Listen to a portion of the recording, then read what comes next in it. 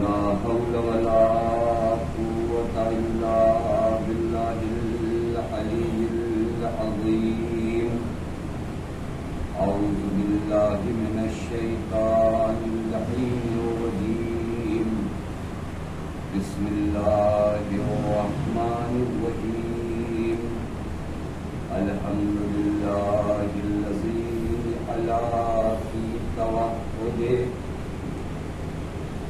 ودنا في تفرده وجلا في شانه وعظما في أركانه وقهر جميع الخلق بقدوته وبرهانه.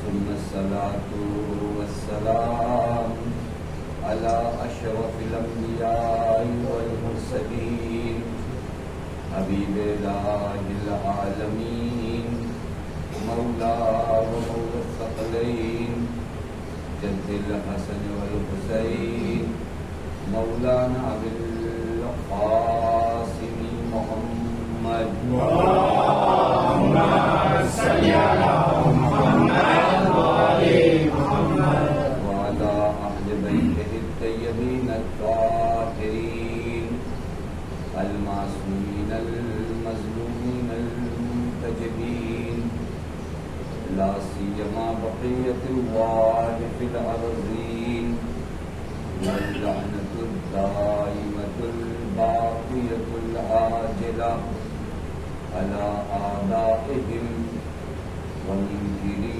فواحلهم وغاصبي حقوقهم ومخربي شريعتهم أجمعين من الآن إلى يوم الدين. أما بعد فقد قال الله الحكيم في محكم كتابه بسم الله الرحمن الرحيم.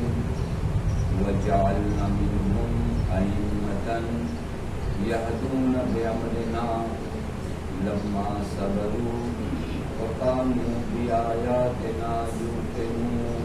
صلوات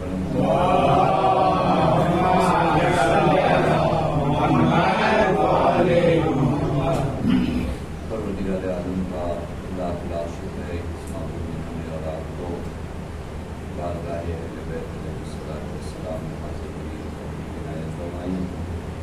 آج کا یہ دن روز شہادت امام علیہ الصلوۃ والسلام ہے.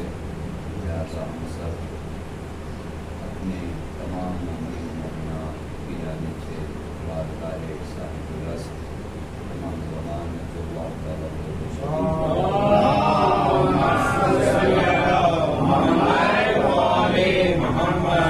تسلیت پیش کرتے ہیں. حضرت کی یتیمی کا دن ہے آج.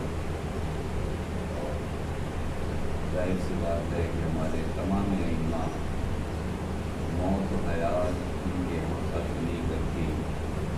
جس طریقے سے وہ اپنی حیات میں بات سنتے ہیں اسی طرح اندر موت کی جب لوگ اذن دخول لیتے ہیں ائمہ کے حرم میں تو کہتے ہیں تسمعوا کلامی کہ آپ میری گفتگو کو سن رہے ہیں.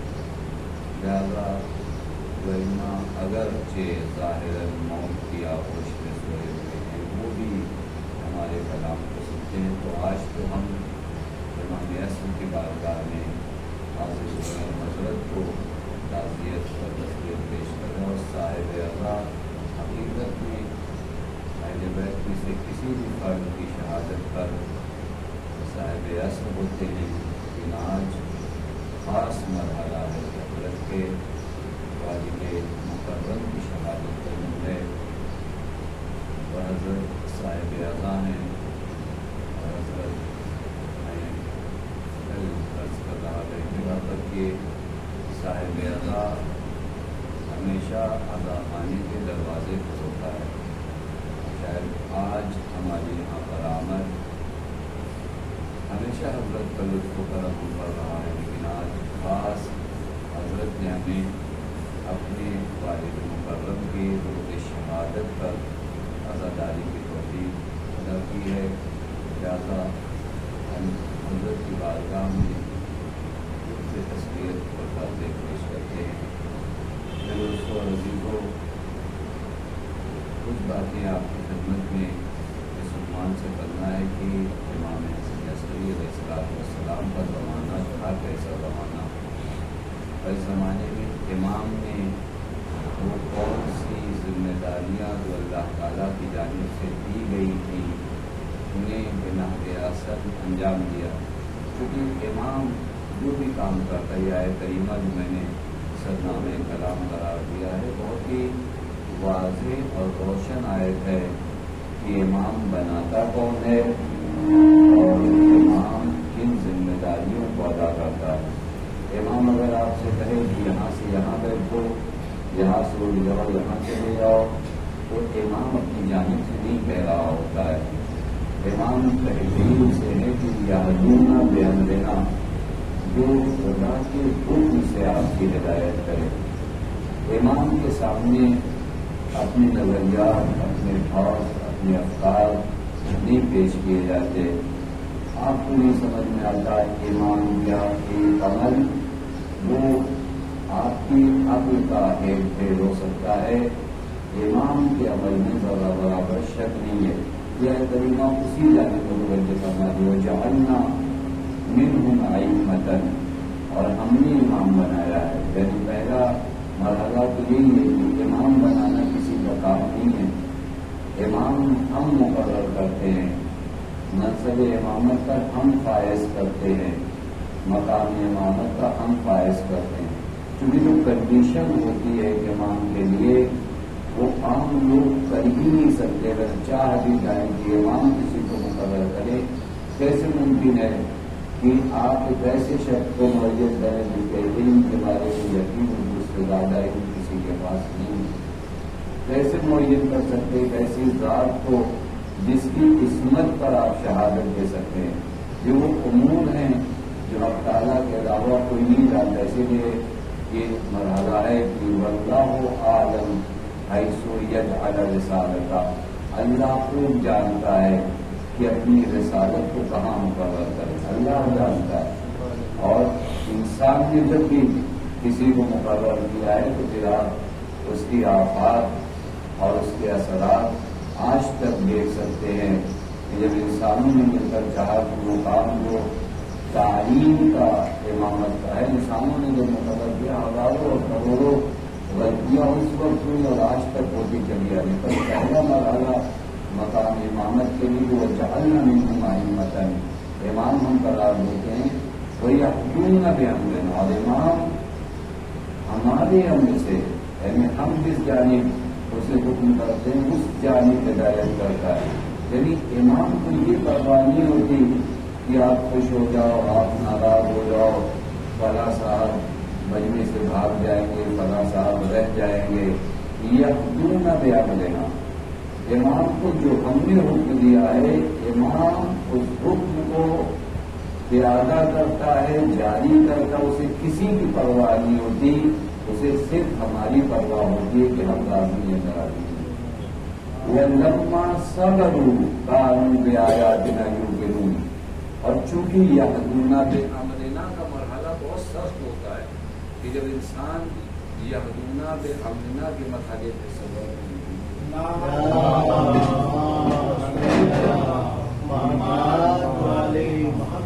کیونکہ جب انسان یحکمون بامرنا کا مرحلہ طے کرتا ہے اور وہاں پر ہدایت کا کام شروع ہوتا ہے، بہت سے لوگ ناراض ہوتے ہیں، بہت سے لوگ، ہر آدمی تو حکم خدا کو برداشت کرنے کی طاقت نہیں رکھتا، طاقت نہیں رکھتا، لہذا امام پر طعنے بھی دیے جاتے ہیں، امام کو برا بھلا بھی کہا جاتا ہے۔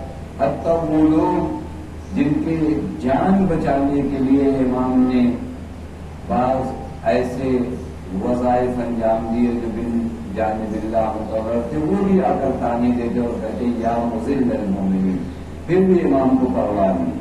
وہ اس قدر استقامت دکھاتا ہے، اس قدر ڈٹا رہتا ہے اپنے موقع پر کہ ذرہ برابر اس کے پائے استقامت پر فرق نہیں آتا۔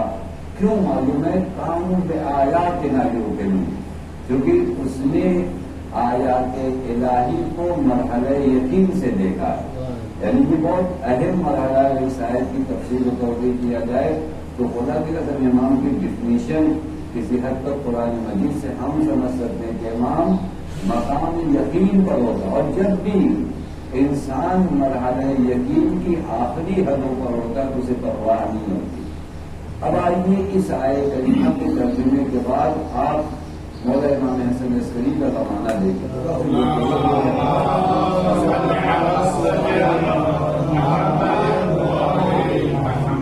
کہ حضرت کس دور میں زندگی بسر کر اور کس دور میں حضرت موجود ہے۔ میں آپ کی خدمت میں کروں بنی عباس کا یہ آخری دور ہے۔ آخری دور ہے یعنی بنی عباس اپنی طاقت کھو چکے ہیں۔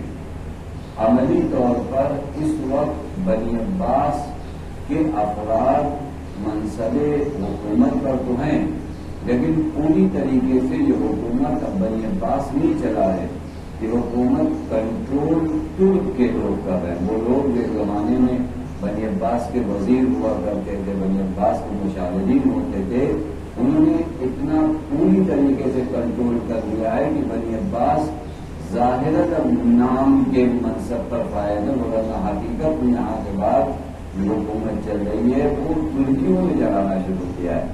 اس دور میں امام حسن عسکری علیہ السلام کا زمانہ کہ بنی عباس اپنی طاقتیں دھیرے دھیرے کھوتا جا رہا ہے، اور یہی وجہ بنی ہے کہ بنی عباس نے اس آخری دور میں اہل بیت پر ظلم و ستم کی سارے حدیں پار کر دی، کیونکہ جب ایک صاحب منصب اپنی طاقت ہوتا ہے تو اس کو لگتا ہے کہ اب ساری حدیں پار کر دو تاکہ یہ منصب اور یہ مقام جو ہے میرا بچ جائے۔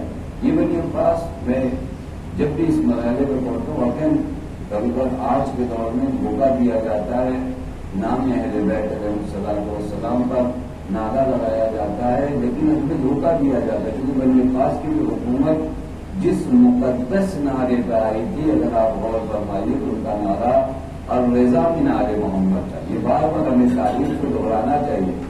بنی عباس وہ حکومت ہے جو اسی نعرے پر انہوں نے قیام کیا تھا کہ ہم آل محمد کی رضا کے علاوہ کچھ نہیں چاہتے، اور اس کے بعد حکومت آنے کے بعد آل محمد پر اس قدر ظلم و ستم، اس قدر ظلم و بربری انہوں نے کیا کہ تاریخ میں ویسی مثال نہیں ملتی، یا کہا جائے کہ اگر ملتی ہے تو بنی امیہ کے زمانے کی ملتی ہے۔ یہ وہ بنی عباس ہے جو اس نعرے پر آئے، کبھی واقعی تاریخ پلٹ کر آدمی دیکھے، ان کا نعرہ ہی یہ تھا کہ ہم فقط آل محمد کی رضا چاہتے ہیں۔ بس ایسا نہیں ہے کہ ہر کوئی جو آل محمد کا نام لے وہ آل محمد کا چاہنے والا، قوم کو اتنا بابصیرت، اتنا ہوش، اتنا شعور ہونا چاہیے کہ آل محمد کا نام لینے والوں کے پیچھے نہ دوڑے، یہ بھی ذرا میچ کرے کہ کردار آل محمد سے میچ کرتا ہے نہیں کرتا ہے، ورنہ آپ کو اپنے پیچھے لانے کے لیے تو نام امام حسینی کا دے گا، تو جب فرمانے آپ کسی اور کے نام پر جاؤ گے نہیں جاؤ گے، آپ کسی اور کے نام پر آپ کو جب بلایا جائے گا باطل کی طرف تو آپ کو نام انہی مبارک اور مقدس ہستیوں کا دیا جائے گا، کیونکہ ان ناموں کے پیچھے آپ دوڑتے ہو۔ لیکن یہاں پر آپ کے لیے ضروری ہے کہ آپ غور کریے گا کہ ہر نام لینے والے کے پیچھے نہ دوڑو، خدا کی قسم محنت کرو۔ بہت اوقات ہم تاریخ یہاں سے پڑھ کے گزر جائے اور کہیں گے ہمارے دور میں ایسا نہیں ہوگا، ہمارے دور میں جتنا نام لینے والے ہوں گے سب مخلصین ہوں گے، کیوں آپ کے دور میں آپ کا دور تو آخر الزمان ہے، یہاں تو دین بیٹھ کر ممبروں سے بیچا جائے گا، ایک زمانہ ایسا آئے گا آخر الزمان، یعنی یہی اگر اسی نام پر سب خوش ہوتے تو ہم اسی نام پر، ان کے لیے یہ نہیں ہوتا وہ کہیں آل محمد کا ہم کوئی نام لیں، ان کو اگر معلوم ہے کہ باطل کی جانب آپ کو کھینچ کے لانا وہ آل محمد کا نام لیں گے۔ بنی عباس کی حکومت اسی نام پہ آئی، یا تو تاریخ پر یعنی انہوں نے پہلے کچھ لوگوں کو اپنی مدد کے لیے بلایا، کس نام پر بلایا، اپنے نام پر تو آپ نہیں بلا سکتے، کیونکہ ان کا قریب چہرہ ہے کہ آپ کے نام پر کوئی آئے گا نہیں، وہ مقدس اسما دیے جائیں گے جو لوگوں کے دلوں میں محترم ہے، اور وہ اسما جو محترم ہے وہ آل محمد کے اسما محترم ہے، لہذا یہ لوگ کہتے تھے کہ بنی امیہ باطل پر ہیں، ہم صرف اس لیے قیام کریں گے، حکومت دیں گے اور آل محمد کے حوالے کر دیں گے اور آل محمد کی رضا۔ اب آپ غور فرمائیے، حکومت آنے سے پہلے کا نعرہ اور حکومت آنے کے بعد جتنا ظلم و ستم ان لوگوں نے آل محمد پہ کیا، تاریخ میں مثال نہیں ملتی۔ یہ حکومت میں فقط جلدی جلدی چیزیں اس وجہ سے کروں کہ امام کی شہادت کا دن ہے، کم سے کم ہماری یہ ائمہ مظلوم ہیں، ان کے بارے میں تعلیمیں بیان نہیں ہوتی ہے یا کم سے کم بیان ہوتی ہے۔ حضرت کا زمانہ ہے، بنی عباس کا زمانہ ہے، 3 بنی عباس کے بادشاہ اس دور میں گزرے ہیں اور سخت مرحلہ ہے۔ دوسری طرف سے معلوم ہے یہ زمانہ وہ ہے جہاں شیعوں کی تعداد بہت زیادہ ہو گئی ہے، یعنی حضرت کے زمانے میں پہلے کی طرح نہیں رہا کہ شیعوں کی تعداد کم تھی۔ امام حسن عسکری کے زمانے میں مختلف ملکوں کے شہروں میں تعداد جو ہے زیادہ ہے، یعنی سخت دور ہے، اپنوں کی تعداد بھی بہت زیادہ ہے۔ تیسری خصوصیت جو حضرت کے زمانے کی خصوصیت کو سمجھنے کے بعد ہمیں سمجھ میں آئے گا کہ امام نے کون سی ذمہ داریاں نبھائی۔ تیسری خصوصیت جو اس زمانے کی اہم خصوصیت ہے وہ یہ کہ امام کا اپنے مامون سے جو رابطہ ہے وہ رابطہ ان ظالم حکومتوں نے نہ کے برابر کر دیا ہے۔ میں کم بھی نہیں کہوں گا، میں کہہ رہا ہوں نہ کے برابر کر دیا، یعنی اپنے امام سے ملاقات نہیں ہو سکتی۔ حتیٰ سامرا میں موجود لوگ نہیں جانتے تھے کہ حضرت کا گھر کہاں ہے۔ سامرا میں موجود ایران اور ترکمانستان سے آنے والوں کے بعد چھوڑیے، سامرا میں رہنے والے بعض افراد یہ نہیں جانتے کہ حضرت کا گھر کہاں ہے۔ اس قدر رابطہ سخت کا امام سے بظاہر کے بعد موارد میں ملتا ہے کہ حضرت جب نکلتے تھے، یہ بھی واقعی تاریخ کا بہت بڑا ظلم ہے جو آل بیت علیہ السلام پر ڈھایا گیا، وہی بھی خدا کی رحمت میں تاریخ میں ہے اور بہت عجیب مرحلہ ہے۔ حضرت کو حکم تھا کہ 2 دن دربار میں حاضر ہوا کرے، 2 دن حضرت کو حکم دیا گیا تھا موجودہ حکومت کی طرف سے کہ آپ کو منڈے اور تھرسڈے کو، یعنی دوشنبے اور جمعرات کو حضرت کو دربار میں حاضر ہونا پڑتا تھا کہ آپ پر نظر رکھی جائے کہ آپ سامرا سے باہر تو نہیں گئے۔ ایک تو سامرا خود قید خانہ ہے، سامرا شہر نہیں ہے، یہ اگر حقیقت دیکھا جائے تو قید خانہ ہے، اس قید خانے میں بھی قید خانہ ہے اور اس مرحلے میں بھی حضرت کو 2 دن دربار میں حاضر ہونا پڑتا تھا تاکہ دیکھا جائے آپ سامرا سے باہر تو نہیں گئے۔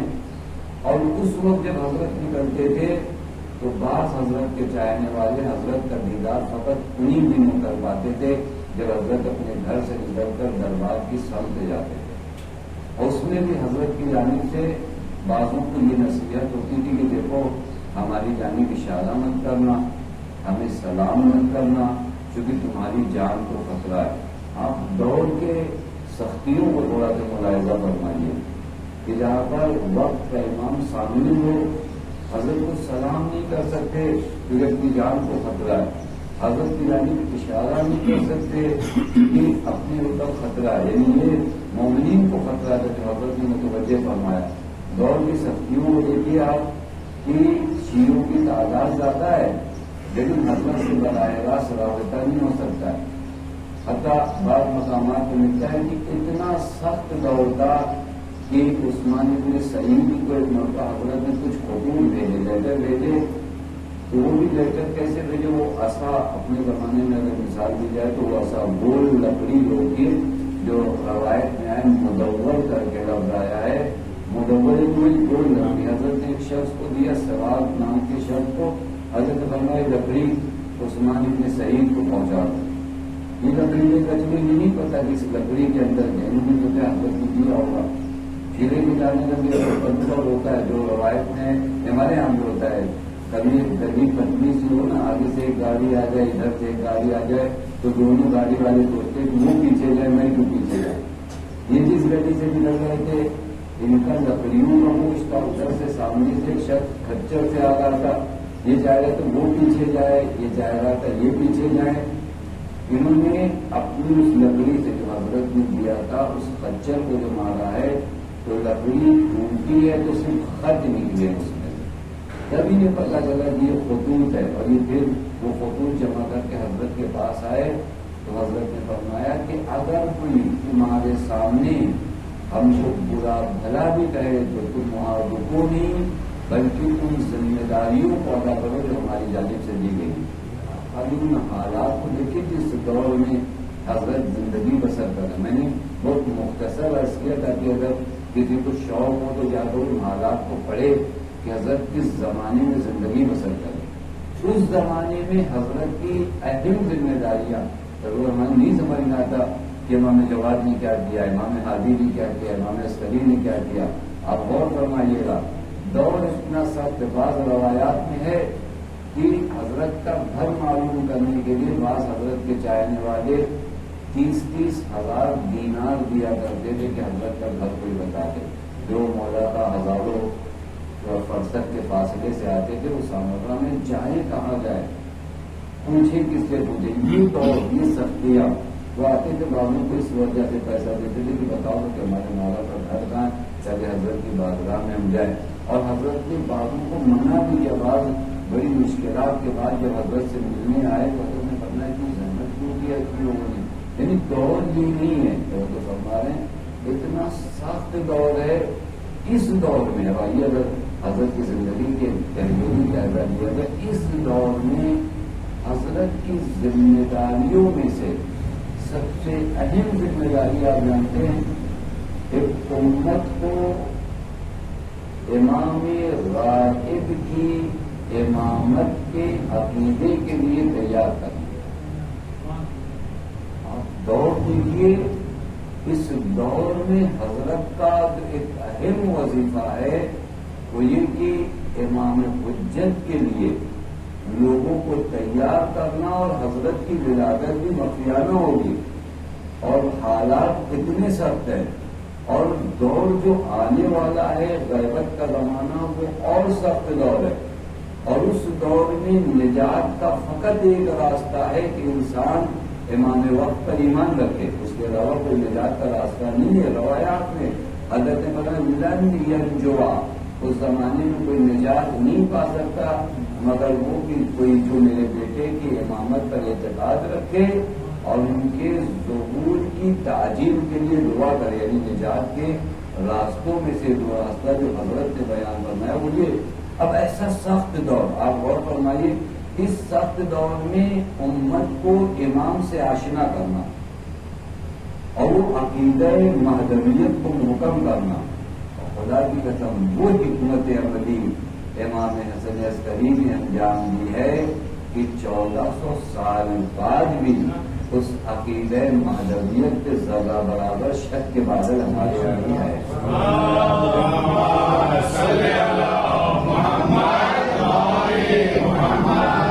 وہاں پر حضرت نے خواص، حضرت کی جو حکمت عملی خواص کے درمیان امام زمان جو کہ بہت کم سین ہے، خواص الخواص اگر آپ کہہ سکتے ہیں، احمد ابن اسحاق قمی جیسے افراد، احمد ابن اسحاق قمی کو کہتے ہیں کہ میں ایک موقع گھر سے یہ سوچ کر چلا کہ آج مولا سے پوچھوں گا کہ مولا بتائیے آپ کے بعد حجت خدا کون ہوگا۔ پہلے سے میں حضرت کے بارگاہ میں آیا اور روایت اللہ وقال مبتدئ، میں نے گفتگو کا آغاز نہیں کیا، گفتگو کا آغاز خود حضرت نے کیا۔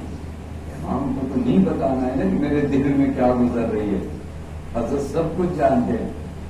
روایت اللہ وقال مبتدئ، حضرت نے گفتگو کی ابتدا فرمائی اور فرمایا کہ احمد بن صاحب، اللہ نے روئے زمین پر جب سے جناب آدم کو خلق کیا ہے اس وقت سے زمین کو حجت خدا سے خالی نہیں رکھا۔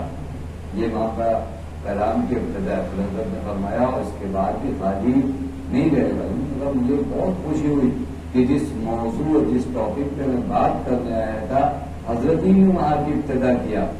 کہہ دیں گے پھر میں نے مولا سے پوچھا مولا آپ کے بعد حجت خدا کون ہے؟ یہ اس دور میں جہاں اتنی سختیاں حضرت کو امام وقت امام غائب کی نسبت لوگوں کو آشنا بھی کرنا اور حفاظت بھی کرنا ہے، یعنی آپ کبھی اس حکمت عملی پہ غور فرمائے کہ حضرت کو کون سی حکمت اپنی اپنائی کہ اپنوں کے نزدیک اس عقیدے کو محکم بھی رکھنا اور نظروں سے بچانا بھی۔ حضرت جنہوں نے کہا کہ میں نے جیسے ہی کہا حضرت ایک حجرے میں داخل ہوئے اور تیزی کے ساتھ داخل ہوئے، وَقَانَ عَلَىٰ عَاتِقِهِ غُلَامٌ، حضرت کے شانوں پر ایک بچہ تھا. اب وہ الفاظ کی بھی مجبوری ہے، میں عجیب ہے، یعنی وقت کے امام کو اگر 14ویں کے چاند سے مثال دیا جائے تو یہ بھی سخت ہے، کیونکہ 14ویں کا چاند بھی جہاں سے نور پاتا ہے وہ امام وقت ہوتا ہے. یہ جملے ہی سب وہ نہیں لفظوں کی مجبوری ہوتی ہے. آدمی مشکل میں پڑا ہے کہ ہمارے پاس اس سے زیادہ نورانی چیز نہیں ہوتی، یعنی ہماری آنکھوں میں. جیسے کہیں پر ہم خدا تک نہیں پہنچتے، آثار کو لے کر کہیں یہ ہے تو خدا ہے، یہ واقعہ یہ آخری درجے کا خدا کا پہنچنا ہوگا کہ آپ آثار سے مؤثر تک پہنچے، لیکن یہ ہماری مجبوری ہے.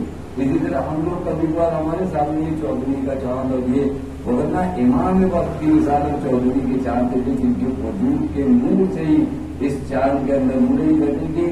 میں نے بچے کو دیکھا ہے، غلام کو دیکھا. غلام عربی میں وہی ایک جوان اور نوجوان اور بچے کے لفظ. میں نے بچے کو دیکھا کہ 14ویں کے چاند کی طرح چہرہ چمک رہا تھا. حضرت نے فرمایا وہاں صاحب حکم، یہ تمہارے امام، یہ حجت خدا.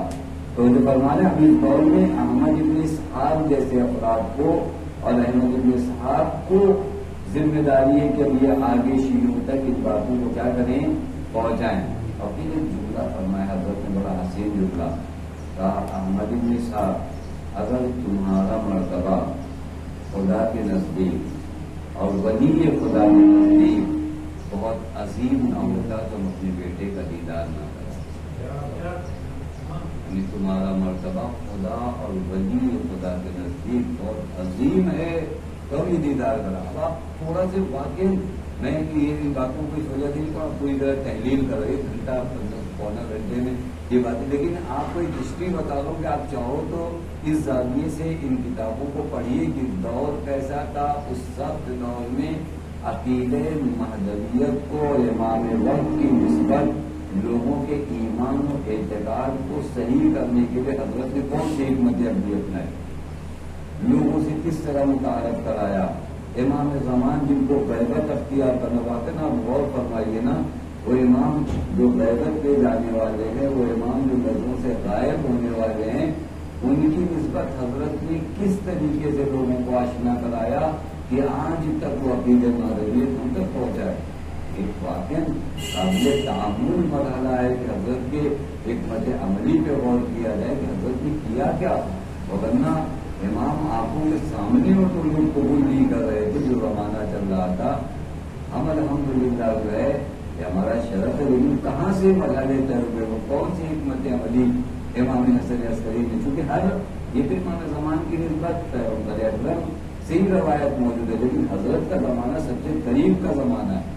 اس زمانے میں حضرت نے کیا کیا. یہ دوسرا اہم مرحلہ جو امام وقت سے متعارف کرا ہے. دوسرا مرحلہ جو حضرت کا بہت اہم ہے وہ حضرت کے زمانے میں نے اس کے نا چونکہ لوگوں سے رابطہ براہ راست نہیں ہے، لوگ ہر کوئی امام سے مل نہیں پاتا. اس زمانے میں وکیلوں کی تعداد بڑھی ہے. یہ وکلا کا جو سلسلہ ہے حضرت کے، کوئی قم میں وکیل ہے، کوئی کوفے میں وکیل ہے، کوئی بصرے میں وکیل ہے. یہ جو سازمان وکالت ہے، یعنی وکالت کا پورا نظام ہے، یہ حضرت کے زمانے میں اس کو عام کیا گیا اور بہت زیادہ اس میں گسترش اور بہت زیادہ اس میں پھیلاؤ ہوا. حتیٰ بعض مقامات میں ملتا ہے کہ حضرت اپنے بعض وکیلوں کو اتنا پیسہ دیا کرتے تھے کہ یہ جا کر حج کے موقع پر جو حضرت کے چاہنے والے جو غریب، کیونکہ حالات شیعوں کے مالی اعتبار سے بھی بہت مشکل دور سے گزر رہا تھا. میں ہمیشہ یہ کہتا ہوں کہ ہم بہت مشکل ادوار سے گزر کے آئے. یہ دین بڑی آسانی سے آپ تک نہیں آیا ہے. آپ کا مذہب نہ جانے کیسے کیسے دور سے گزر کے آیا ہے. آج ہمارے پاس شاید بڑی آسانی سے تو ہم زیادہ اتنا فکر نہیں کر سکتے. ٹھیک ہے، اپنی خواہشات کے آگے دین کے حکم کو بڑی آسانی سے پامال کر. دین ایسے آیا نہیں ہے. بہت سی خواتین بیوہ ہوئی ہیں تو یہ دین آیا ہے. بہت سی ماؤں نے اپنی اولاد کو قربان کیا تو یہ دین آیا ہے. بہت سے بچے یتیم ہوئے بے دین آپ تک آئے، بہت سخت دور سے گزر کر آیا، جہاں لوگ بھوکے رہے، خدا کی قسم لوگ بھوکے رہے، یعنی نام میں علی، فقط علی نام ہو جائے تو سارے وظائف پر کر لیے جاتے تھے، کاٹ دیے جاتے تھے، فقط احتمال ہو جائے اگر کسی کے اوپر کہ یہ اس مذہب سے تعلق رکھنے والا تو سب کچھ ختم کر دیا جاتا تھا۔ اس دور سے ہم ابھر کر سامنے آئے، اب ہمیں خیال کرنا کہ کہیں ایسا ہو کہ ہماری کسی ایک عمل کی وجہ سے ہم مومنین کی جانوں کو، مومنین کے اموال کو غیر محفوظ قرار دیں، یہ ہماری ذمہ داری۔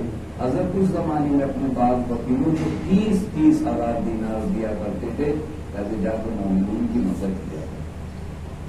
یہ مالی مدد کی، اور یہیں سے میں چونکہ ایام رضا کے لیے آخری دن ہے، ایک جو بہت اہم کام حضرت نے اس دور میں کیا وہ اپنے چاہنے والوں کو باطل عقائد اور باطل افکار سے بچایا، کیونکہ امام سے براہ راست لوگوں کے رابطے بہت کم تھے، لہذا حکومتوں نے کچھ تھاٹس اور نظریات اپنی جانب سے پروموٹ کرنا شروع کیا تھا تاکہ لوگوں کے ذہن میں باطل عقائد اور باطل نظریات بیٹھتے چلے جائیں۔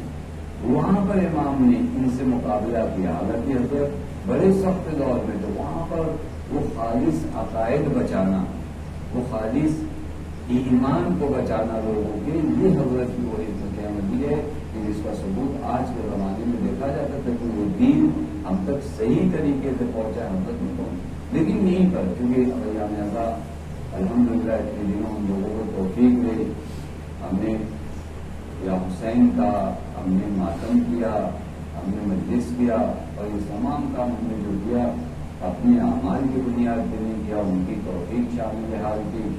اللہ ہم سب سے قبول کرے اور ختم اور نقد احسن قبول کرے۔ لیکن اب غور فرمائیے گا، میں یہاں وقت چاہ رہا تھا کہ امام کا وہ انتظار بھی امام حسن عسکری کو آپ سے، کہ ہم اپنے امام سے کافی انتظار رکھتے ہیں، امام کے بھی کچھ انتظار اور ڈیمانڈ اپنے چاہنے والوں سے کہ آپ سے مولا کیا چاہتے ہیں، اور یہ ایام رضا کے آخری دن بہت اہم ہوتے چکے، آپ کا وجود تقریباً نورانی ہو چکا ہے، ماتم امام حسین سے، اشک امام حسین سے، فرش مجلس پہ بیٹھ کر آپ کا وجود پاک ہوا، اس میں یقین کریے خدا کی قدم پاک ہوا، یہ پاک جگہ پر جب آپ آئے ہو آپ کے اندر بہت سی بدلاؤ اور تبدیلی آئی ہیں۔ اب یہ احساس کرنے کا مقام ہے کہ اسے میں باقی رکھتا ہوں نہیں باقی رکھتا ہوں، یہ نہیں رہے گا، یہ نورانیت میرے وجود میں رہ جائے یا نہیں، آج کے رات کے بعد ختم کیا جائے نہیں۔ اب یہاں پر ہی حضرت کی وہ ڈیمانڈ ہے جو حضرت چاہتے ہیں ہم کو، اور باقی وقت نہیں اتنا زیادہ، جو 10-11 وہ انتظار ہے امام حسن عسکری جو میں نے نوٹ کیا کہ امام ان سے کیا چاہتے ہیں، ان میں سے ایک انتظار جو امام کا ہے، حضرت فرماتے ہیں کہ خصلتان لیسا فوقہما شیء الایمان باللہ ونفع الاخوان۔ شہادت امام حضرت دو چیز کہتے سب سے بڑی کوالٹی انسان کے اندر دو چیز ہے، ایک یہ کہ وہ خدا پر ایمان رکھے، دوسرا یہ کہ اپنے بھائیوں کو دوستوں کو نفع پہنچائے، یہ انسان کی سب سے بڑی کوالٹی ہے۔ یہ مولا فرما ہے الایمان باللہ، یعنی امام کا آپ سے ڈیمانڈ یہ ہے یہ ایمان باللہ، یعنی صحیح معنوں میں مومن ہو جائے۔ ایمان باللہ جب کہا جائے تو ایمان بالرسول، ایمان بالولی، یہ تمام چیزیں وہاں پر آتی ہیں، کیونکہ اگر آپ اللہ کو صحیح ایمان رکھتے ہو تو وہ اللہ جس کو رسول بتائے گا آپ اس کو رسول مانو گے، اللہ جس کو امام بتائے گا۔ یہ جو بار بار بات مشرک کا پورا مرحلہ ہمارے سر پڑتے، سب سے بڑے مشرک یہ ہیں، تو یہ فرمان ہے چونکہ ان سے کہا گیا، خدا نے کہا ان کو مانو، کام نہیں مانیں گے ہم اپنے سے بنائیں گے، اس کو شرک کہتے ہیں۔ تو یہ فرما رہے ہیں آپ نے دیکھا جائے تو شرک یہ خدا کہا یہ کام کرو، مطلب میرا دل جائے گا کہ میں یہاں پر اشتہاد کروں گا، آپ کو شرک کو خدا کے حکم کے سامنے، شرک یہ ایمان یہ کہ جو خدا کہتے، مولا فرماتے کہ انسان کی سب سے بڑی کوالٹی الایمان باللہ، خدا کو ایمان، خدا جو کہہ دے معنی نہیں رکھتا، مجھے نہیں سمجھ میں آتا نہیں۔ ایمان باللہ کا تقاضا یہ ہے کہ خدا کے سامنے سراپا تسلیم ہو۔ اور دوسری کوالٹی ہے نفع الاخوان۔ آج ان لوگوں کو کوشش یہ ہوتی ہے کہ کیسے نقصان پہنچا دیا جائے۔ امام کا ڈیمانڈ یہ ہے کہ نفع پہنچاؤ، اور میں عرض کرو کہ اگر یہ بھی کسی سے نہ ہو پائے تو کم سے کم نقصان نہ پہنچائے۔ تو یہ فرما رہے ہیں اگر وہ ایک مومن کو فائدہ نہیں پہنچا کرتا تو کم سے کم نقصان تو نہ پہنچاؤ۔ ابھی نقصان فقط مالی، اچھا نقصان کا بھی مرحلہ آتا ہے، کب ہم نے ان کا پیسہ چرا دیا؟ پیسہ چرانے کی نہیں ہے، صرف پیسہ چرانے والے کو تو نہیں کہتے کہ اس نے نقصان پہنچایا۔ بعض اوقات ایک مومن کی آبرو سے ہم کھیل جاتے ہیں، یہ نقصان نہیں پہنچایا جاتا ہے، ضرر ہے۔ کبھی غور ہوتا ہے کہ آپ کسی کو ایک تماچا مار دیجیے، اتنا درد نہیں ہوتا، لیکن آپ جس طرح اس کی توہین کرتے اس کے دل کو جو درد ہوتا ہے اس کے رخساروں کے درد سے زیادہ ہے۔ اگر آپ سے ہم سے ڈیمانڈ رکھتے ہیں ایمان باللہ و نفع الاخوان، آپ کیا کرو اپنے بھائیوں کو کیا پہنچاؤ؟ فائدہ پہنچاؤ۔ یہ حضرت کی ڈیمانڈ ہے ہم سے، یہ ڈیمانڈ۔ پھر حضرت ایک مقام پہ فرماتے ہیں ولیست عبادت، عبادت کے مرحلے میں جب آؤ تو بغیر تفکر کے غور کے عبادت نہ کرو، عبادت تفکر اور غور و خوض کے ساتھ کرو۔ یہ عبادت ہونی چاہیے جو عبادت تم کو بدل سکتی ہے، ورنہ عبادت سے نماز کا ٹائم ہوگا سب نماز پڑھ نہیں۔ یہ عبادت جو تفکر کے ساتھ ہو، جو غور کے ساتھ ہو، جو فکر کے ساتھ ہو، جو تدبر کے ساتھ ہو، وہ عبادت انسان کو کیا کرتی؟ بدلتی، چینج کرتی ہے۔ حضرت فرماتی یہ وہ عبادت ہے جو سب سے افضل عبادت ہے، جہاں پر تم غور کرو۔ ابھی اتنے دنوں آپ کے سامنے تاریخ پڑھی گئی، ہم کو غور کرنا چاہیے، نہیں کرنا چاہیے اس تاریخ میں جو تاریخیں پڑھی گئیں، جو روایات پڑھی گئیں، جو واقعات پڑھے گئے، ہم سب سے ہٹا کے اپنے آپ کو ایک کنارے کھڑے ہو کر نہیں دیکھیں۔ ہم اسی تاریخ میں جا کر غور نہیں کر سکتے کہ خود اس دور کے لوگوں نے امام وقت کا ساتھ نہیں دیا، کیا پرابلم تھا؟ ہمارے زمانے میں کہیں ہمارے معاشرے میں بھی یہی پرابلم تو نہیں ہے؟ محبت دنیا جب غالب آ جائے کسی سماج پر تو امام وقت کے ساتھ نہیں رہتی۔ یہی محبت دنیا اگر میرے سماج میں غالب آ جائے تو میرے وقت کا امام کا نام نہیں۔ یہ وہ غور ہے جو آپ کو نجات دے گا، یہ وہ غور ہے، یہ وہ فکر ہے جو آپ کو نجات دے گی۔ کوئی بیماریاں، کوئی تاریخ کے ان لوگوں کے بارے میں پڑھیے اور غور کریے کہ کیسے ممکن ہے کوئی آئے علی کے سامنے کہ مولا قرآن سے جنگ نہیں کریں گے۔ یعنی یہ کون سے لوگ ہیں جو حضرت امیر کے سامنے آ کر حضرت امیر کو احترام قرآن بتا رہے ہیں؟ جو حضرت امیر روح قرآن ہے، آ کر حضرت امیر کو بتایا جائے کہ مولا جی قرآن کا احترام، تم حضرت سے زیادہ قرآن کی نسبت جانتے ہو، حضرت روح قرآن ہے۔ یوں تاریخ کے جب واقعات پڑھے جائیں تو میرے لیے بھی ایک درس ہو کہ امام وقت کے سامنے کوئی مقدس چیز اگر لائی جائے تو مجھے امام کے ساتھ چلنے میں وہ شک مشکوک نہ کرے، شک نہ لائے کہ کہیں دھوکہ دے دے کوئی نہیں، یہ مقدس چیز ہے، ہم رک جائیں کبھی نہیں تو مقدس چیز ہے اور مولا نہیں۔ یہی درس ہے میرے لیے کہ کوئی چیز جو امام وقت کے سامنے لائی جائے وہ مقدس نہیں ہے، وہ شیطنت ہے۔ مجھے میں تعلیم کروں، مجھے معلوم ہونا چاہیے یہاں پر آپ کا ایک فیصلہ آخری ہو، اور پھر یہی پر عرض کروں، پھر یہ درس میرے لیے پھر یہ بڑا کام آنے والا درس ہے۔ پھر مجھے کوئی بھی معتبر نہیں لگے گا اگر وہ امام وقت کے خلاف بولے گا، میں ضرور سے اوپر اٹھ کر دیکھوں گا۔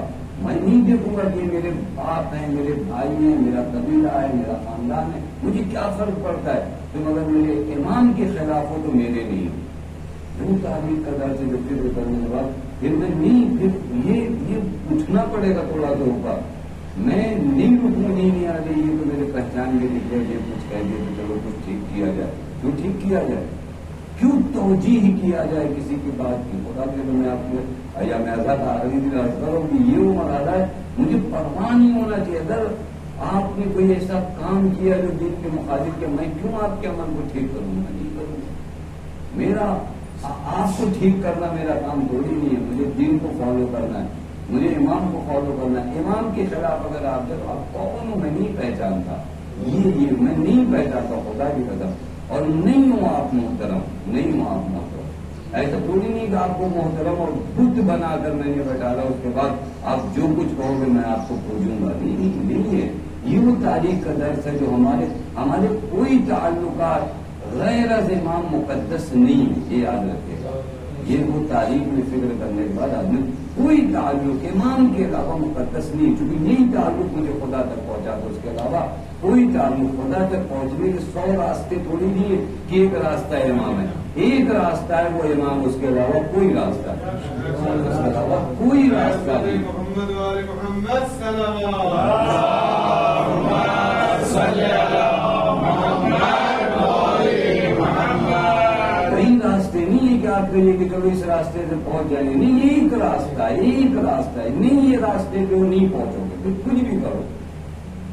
پھر آپ 100 قرآن گلے میں باندھ کے ہوں تو جو فرما رہے ہیں کہ 100 قرآن جتنا بھی آپ اٹھا سکتے ہو اٹھا کے خود. یہ قرآن اگر پہنچا دے تو خدا تک تو اس خدا کو ہمارا سلام کرنا.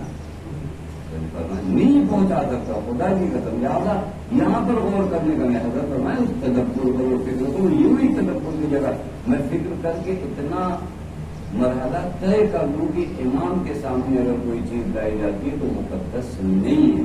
یہ خدا کے میں آج کروں یہ کرنٹ مرحلے ہیں جہاں پر ان کو غور کرنے کا مقام ہے. ہم زبردستی ایک تقدس معابی نہ شروع کر دیں کسی کی بھی نسبت.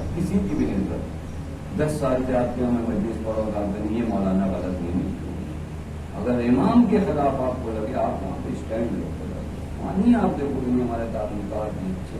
یہ کچھ بھی نہیں. یہ وہ مرحلہ جو طے کرنا پڑے گا. چونکہ اگر یہ مرحلہ طے نہیں ہوا تو امام کے سامنے بہت سے مقدسات لائے جائیں گے، ہر دور میں لائے جائیں گے. کبھی آپ کو ڈرایا جائے گا کہ ارے امام آپ کو بلا رہا اور آپ کی نماز وقت چھوٹ رہی ہے. اس طرح کبھی تو مومن لوگ ہیں نا وہ آگے بتائیں گے کہ امام آپ کو وہاں بلا رہے اور یہ اول وقت نماز ہے. یہ بیچارہ نماز کا صرف وہاں امام کا ساتھ چھوڑ دے گا، یہ نماز اس کے منہ پہ ماری جائے. ہمارے جیسے بازوں کے منہ پہ وہ حج مارا گیا جو حسین کو چھوڑ کر انہوں نے حج کیا. امام کے سامنے آپ تھوڑی نہیں بتاؤ کہ مولا یہ خانہ کعبہ ہے اور کل جو ہے فیک دن اور پرسوں جو ہے ذی الحجہ کی 10 تاریخ اور ہمارے حج چھوٹ جائیں گے 3 دن بعد نکلتے. وہ حج نہیں ہے جو آپ کر رہے ہو. زبردستی کا دین کا دھوکہ ہے، دینی دھوکہ ہے. دین کے کیا کہتے ہیں قالب میں آپ کو زہر دیا گیا کہ یہ طواف ہے. طواف نہیں ہے، زہر پی رہے ہو جو حسین کو چھوڑ کے کہا. یہ آدمی اس مرحلے تک پہنچے، یہ تدبر کے بعد پہنچا. یہ جامعہ میں ہم نے الحمدللہ تاریخیں دیکھی پڑھی، اس پہ غور کرنے کا مقام. یہ وہ مرحلے جو حضرت کی ڈیمانڈ ہے، حضرت چاہتے کہ آپ کیا کرو تدبر کرو. تو حضرت نے ایک اہم چیز بیان کیا، وہ بھی بس قدر کروں میں 1 منٹ میں. حضرت نے فرمایا کہ وَأَكْرِمُ شِيعَةُ عَلِيٍّ بِكِرَامِ عَلِيٍّ. جس طرح علی اپنے چاہنے والوں کا احترام کرتے اسی طرح تم بھی علی کے چاہنے والوں کا احترام کرو. بہت ہے مگر یہاں کہا جائے کہ حضرت یعنی جس طرح اپنے چاہنے والوں کو محترم شمار کرتے تم بھی ان کے چاہنے والوں کو محترم کرتے. نہیں ہوتا. حضرت کے چاہنے والے بہت محترم ہیں. یہ 2 مہینہ 8 دن ہمیں یہ درس مل جانا چاہیے کہ مولا کا چاہنے والا میرے لیے محترم ہے، میرے لیے مکرم ہے، میرے لیے لائق احترام ہے. ابھی جناب سلمان اور جناب ابوذر کو مت ڈھونڈیے. ہاں جب ان کو کسی کا احترام نہیں کرنا ہوتا نا پہلے کبھی مومن نہیں ہے. اور جناب سلمان کو ڈھونڈ یہ مومن ہے. فرمانے وہ ایمان کے پھر درجے بڑھتے چلے جاتے. لیکن یہ ایمان باللہ رکھتا ہے یا نہیں رکھتا، ایمان پہ رسول رکھتا ہے یا نہیں رکھتا، ایمان پہ علی رکھتا. کون سا مومن آپ ڈھونڈ رہے؟ چلو وہ آگے اس کا کردار ہے ہمارا، وہ اپنا صحیح کرتا رہے گا.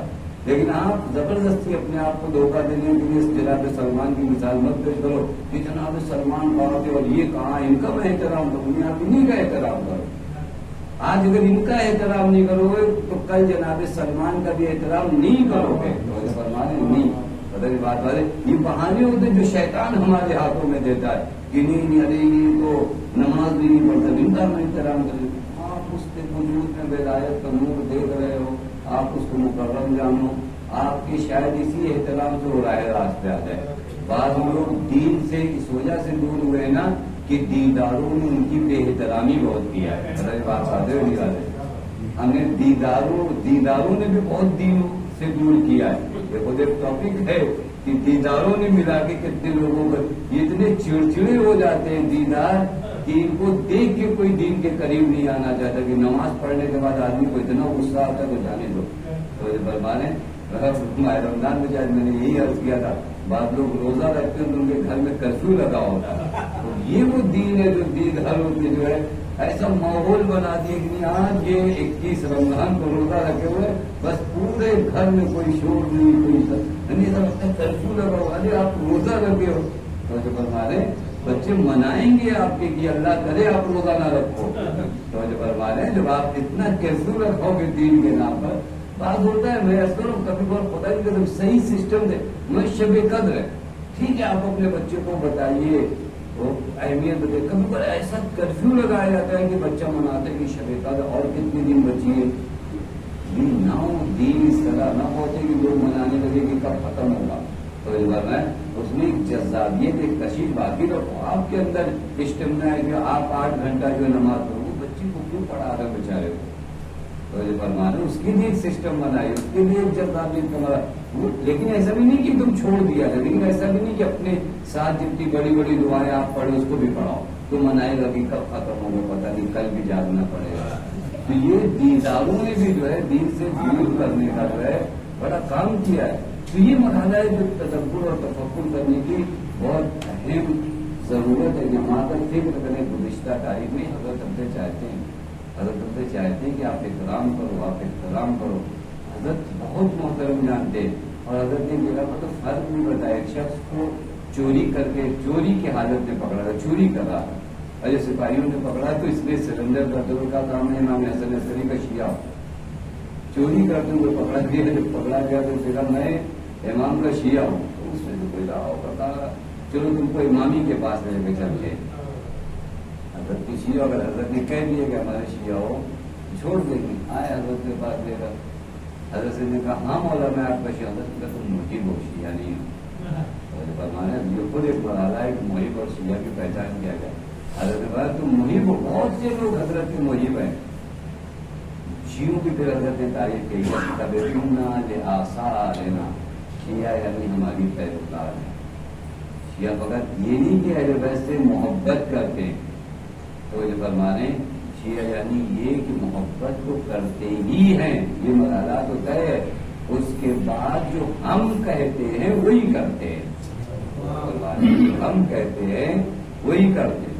وہ نہیں دیکھتے کہ کون کیا کہہ رہا ہے. ہم نے کہا یہ کرو یہ کرے گی، یہ نہ کرو یہ نہیں کرے. وغیرہ حضرت کے محب تو ایسے لوگ ہیں مسلمان بھی نہیں. آپ پوری تعریف کرتے ہیں چاہنے والوں کی کبھی کوئی نہیں. چاہنے والے جو پیروکار ہوں ہوتا ہے، چاہنے والے جو پیروکار ہو چکے ان کی شخصیات ایسی عظیم ہے کہ جو بھی دیکھے گا ان کی دل میں محبت ہے. کریم کو دیکھنے کے بعد کسی بھی دنیا کے آدمی کو دکھاؤ جس کا دل تھوڑا ٹھیک ہو، یعنی بدنما نہ ہو، سالم دل والا ہو. کریم آدمی کو دیکھ کر کس سے محبت نہیں ہوتی، سخی کو دیکھ کر کس کو محبت نہیں ہوگی، صادق و امین کو دیکھ کر کس کو محبت. دل اگر سالم ہو تو ان ہستیوں کے فضائل دیکھ کر آدمی محبت کرے گا. یہ ایک مرحلہ ہے. لیکن محبت کے بعد ان کا پیروکار ہو جائے. حضرت فرماتے ہیں شیعتنا لتبعوا آثارنا، وہ ہمارے آثار کی پیروی. یہ مرحلہ ہے. انشاءاللہ ہم لوگ اسی عزائے سید الشہداء کی برکت سے طے کریں گے. اور یہ ایام عزا فرصت کی ہمارے لیے کہ ہم نے ایک مرحلہ طے کیا ہے. میں زیادہ برابر یہ جو کبھی بار کہا جاتا ہے کچھ قوم کو حاصل نہیں ہوا، وہ آپ کو نہیں حاصل ہوا، بہت کچھ حاصل ہوا. ہمارے بہت کچھ حاصل ہوا ہے. بس یہ حاصل شدہ دولت کو سنبھال کر رکھنا ہے، لٹا نہیں دینا ہے. وہ جھولا جو لے کر چلے ہیں وہ جھولا چیک کریے پھٹا نہ ہوا، نہیں تو پوری بازار خرید کے لائیں گے اور جھولے میں کچھ نہیں رہتا.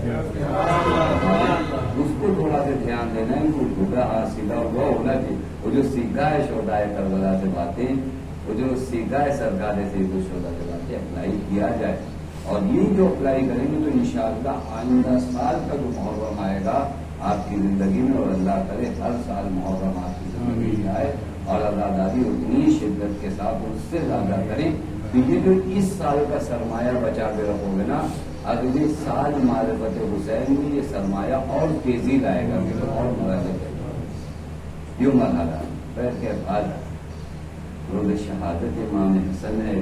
وقت کے امام کی یتیمی کا دن ہے اور ہمارے یہاں یہ وہ آخری دن ہے جب الوداعی کو مرحلے کے مسائل بھی پڑھے جاتے ہیں. لیکن میں آپ کے خدمت کی کچھ باتیں عرض کروں. ابتدا میں عرض کیا کہ حضرت کو 2 دن دربار میں بلایا جاتا ہے. 2 دن حضرت کو دربار میں ایک شریف، ایک وہ جس کے گھر سے شرافت کا چلن چلا ہو، اسے فاسقوں کے دربار میں بلایا جائے تو بہت سخت ہے. اور حضرت کو 2 دن دربار میں بلایا جاتا تھا. لیکن فقط ایک جملہ کہیے امام حسن عسکری کو مخاطب کر کے، مولا دربار میں جانا بڑا سخت ہے، لیکن اس وقت دربار میں جانا کتنا سخت ہوگا جب ساتھ میں روبی اور بہن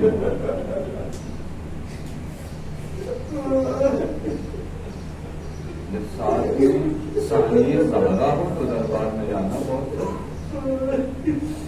جب آپ کی پوتی کی جانب اشارہ کر کے نامحرم کہے ہاں نہیں زینب بنت علی، یہ زینب علی کی بیٹی ہے، اس وقت تم آپ سے پوچھیے. روایات میں ملتا ہے کہ حضرت کو زہر دیا گیا، کھانے کے اندر زہر دیا گیا. حضرت نے تناول فرمایا اور پھر اس کے بعد حضرت کی عمر زیادہ نہیں، 28 سال ہے. 28 سال کا شخص آپ تصور کرو، مولانا زہر سے تڑپ رہے تھے. ایک جملہ فرمایا اپنے غلام سے، اس کے لیے امام مجھے پانی پلاؤ. ارے غلام نے پانی دیا تو حضرت کے ہاتھ اس طرح تھرا رہے تھے کہ پانی نہیں پی سکتے. ایک جملہ تھا غلام سے. آپ تھوڑا تصور کریے گا، میں آپ کو جس مرحلے تک لے جا رہا ہوں اپنے وقت کے امام کی مصیبت کو دیکھیے. باپ اگر تڑپے، بیٹا کتنی قریب ہونا چاہیے، لیکن ہائے ہمارے وقت کے امام باپ کو آپ قریب بیٹھے لیکن سامنے نہیں آ سکتے. اچھا یہ بہت سخت دور ہے. لیکن ایک جملہ کہوں گا، میرے آقا آپ بغل کے حجرے میں ہیں لیکن نہیں آ پائے. لیکن آقا ایک بیٹے نے دیکھا ابھی جب باپ ہو تو لوگ نیزہ پہ سر دیکھا ہے اور پامال لاشا دیکھا ہے. اچھا پانی نہیں پی پائے نا تو مقدر کا جملہ یہ حضرت نے فرمایا میرے بیٹے مہدی کو اب بلا دو. بس یہ مرحلہ تھا. امام زمان آئے ہیں تو ایک جملہ فرمایا یا مہدی اس کے نلما، مجھے پانی پلاؤ میرے لال. اب وہ کا امام پانی پلا رہا، بس پھر ہاتھوں کو جوڑ کے کہو گے میرے آقا آج آپ کے بابا نے پانی مانگا اور آپ کے پاس پانی تھا. اللہ اس 4 سالہ بچی کا کر دیا جائے جو بار بار ایک جملہ کہتی تھی یا جوان ابھی، اے میرے بابا کے گھوڑے مجھے اتنا بتا دے جب میرے بابا کو قتل کیا جا رہا تھا، پیاسا قتل کیا گیا تھا یا پانی پلایا. بڑا سخت مرحلہ ہے. غربت امام زمان پر آپ آنسو بہاؤ. 4 سال کا سن ہے امام وقت کا، لیکن جب 4 سال کا سن آتا ہے نا تو بار بار ایک بچی یاد آتی ہے. میں کہوں گا یا امام زمان غربت ہے، سخت ہے، خدا کی قسم اس بچپنے میں یتیم ہو جانا. لیکن میرے مولا میں کیا کروں، مجھے حسین کی وہ بیٹی یاد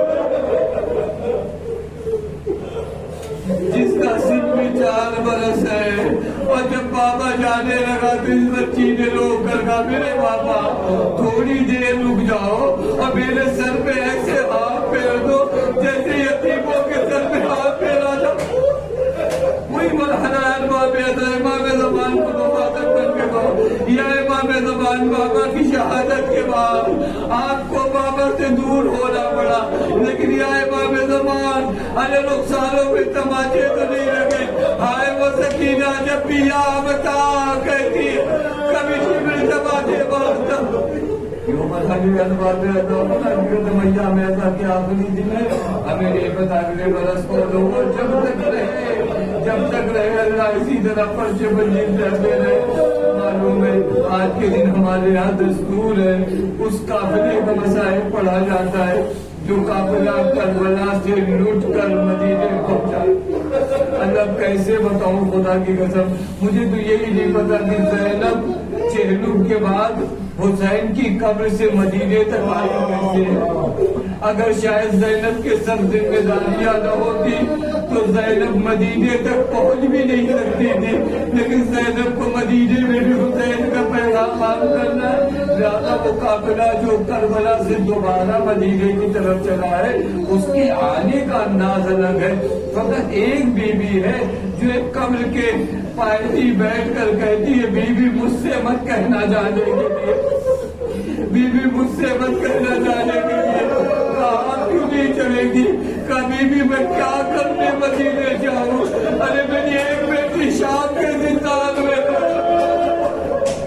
میرا ایک چھوٹا بچہ اس دشت کربلا میں ہے، میرا تو آ گیا۔ زینب لیکن پورا کاروبار لے کر آئی ہے، مجھے نہیں پتا کس طرح زینب آئی ہے، لیکن جب مدینے کے قریب پہنچی خدا کی قسم میں مسائل ختم کر دیتا، لیکن کیا کروں، اس بیوی کا وہ جملہ پڑے ہوئے مسائل ختم کرنے کا دل نہیں چاہتا، جس نے پورے راستے میں کچھ نہیں کہا، لیکن جب مدینے کے قریب پہنچی ایک جملہ فرمایا مدینہ تو جنتنا مدینہ، اے ہمارے نانا کے مدینے ہمارے آنے کو قبول نہ کرنا، چونکہ جو کاروان 28 رجب کو گیا تھا یہ کاروان ویسے نہیں لوٹا، ارے اس کاروان میں حسین نہیں ہے، اس کاروان میں اکبر نہیں ہے، اس کاروان میں قاسم نہیں ہے۔ الباب بس سنیے وہ آخری فکرہ، جب امام سجاد نے جناب بشیر کو بلایا اور اعلان کرو ہمارے آنے کا، بس الباب میرا دل چاہتا ہے اپنی اس عطا کو ایک ایسی غریب بیوی کے مسائل پر ختم کر دوں جو کربلا والوں پہ بہت روتی تھی، اور اس بیوی کا نام ام المنین ہے، اور شاید اسی نام کی برکت سے آئندہ سال محرم ہمیں پھر نصیب ہو۔ کون بیوی ہے یہ جس کے چاروں بیٹے حسین پر قربان ہوئے؟ جب بشیر آیا ہے اور آنے کے بعد اعلان کیا مدینے والوں اب مدینہ رہنے کے لائق نہیں ہے، ارے فاطمہ کا گلو چڑھ گیا، علی کے بچے والے گئے، ایک بیوی آتی ہے بشیر حسین کہاں پر ہے؟ اب اس بشیر نے پہچانا کہ یہ بی بی مولا عباس کی والدہ ہے، معلوم ہے کیا فرمایا؟ ایک ایک بیٹوں کا نام لیا بی بی، آپ کے بیٹے شہید ہو گئے، معلوم ہے بی بی نے عجیب جملہ کہا، اس بی بی نے ایک جملہ کا بشیر وولدی ومن تحت اللہ الدفن، اے بشیر میرے بیٹوں کی بات نہ کر، کائنات میں سارے بیٹے اگر حسین پہ پیدا ہو جائے تو بس مجھے اتنا بتا دے میرے حسین کا کیا ہوا ہے۔ اور جب بشیر نے بتایا ایک مرتبہ نظر کر کے کہا اے میرے والی و والی، ارے حسین کو اتنا مظلومانہ طریقے سے شہید کیا گیا۔ بس ایک جملہ بشیر نے کہا بی بی ارے حسین کی شہادت سے پہلے آپ کے بیٹے کے ہاتھ قلم ہوئے تھے، یہی وہ جملہ ڈالوا میرا تھا جو بی بی یاد کر کے روتی تھی۔ جب بی بی مولا عباس کا مسائل بولتی تھی نا تو ایک مسائل بہت کرتی تھی کہ میرے عباس ارے جن لوگوں نے تجھے دیکھا ہے وہ جانتے ہیں کہ کون ہے جو تیرے قریب تلوار لے کر پہنچ سکتا ہے، ارے تیرے سر پہ ضرورت کیسے ماری گئی، پھر خودی مرثیہ پڑتی تھی۔ میرے لال میں نے یہ بھی سنا ہے جب تو میدان قتال کو گیا تھا تیرے ہاتھوں میں تلواریں نہیں تھی، اللہ کون اس ماں کو بتائے ارے تلواریں نہیں بلکہ ہاتھ بھی سلامت نہیں تھے اور آنکھوں میں تیر تھا اور